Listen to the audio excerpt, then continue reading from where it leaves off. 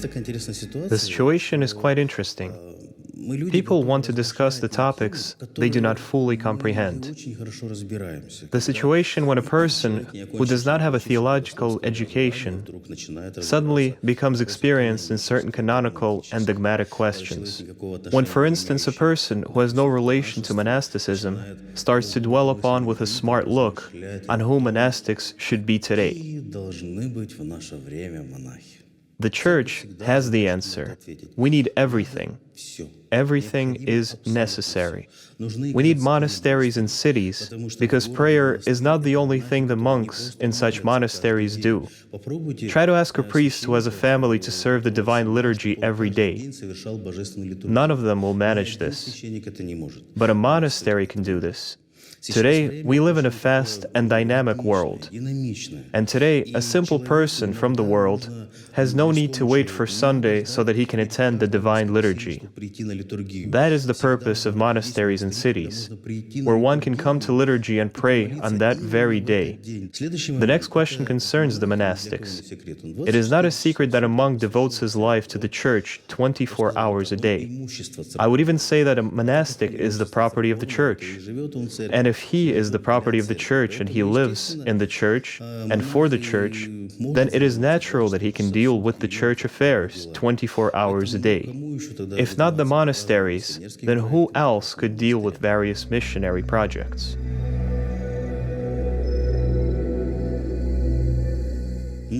However, there is another factor. We also need monasteries which are located beyond the cities. I am truly assured, the Mother of God herself brings a person to the monastery which a person may need most.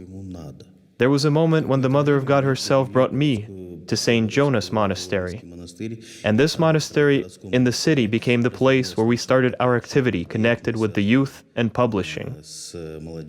Nevertheless, at the same time, it seemed that the time for new projects came.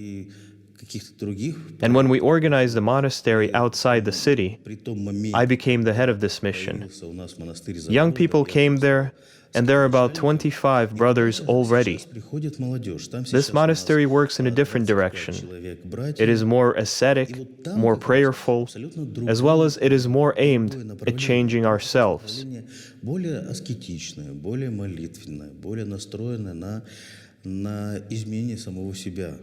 However, we should understand that prayer is the primary purpose of any monastery. It is definitely so.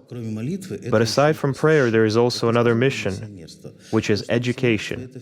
I would not say it is missionary work because this concerns educating people who have not heard about Christ at all.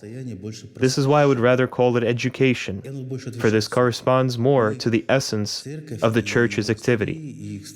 We, I mean the Church, monasteries, and Orthodox Christians in general, are those who educate.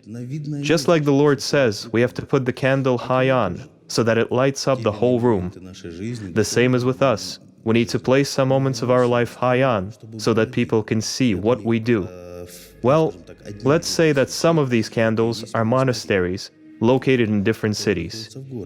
Therefore, everything is necessary. This is where we see the beauty of orthodoxy. The beauty of our life is that everything has its place. And this, well, this is just beautiful.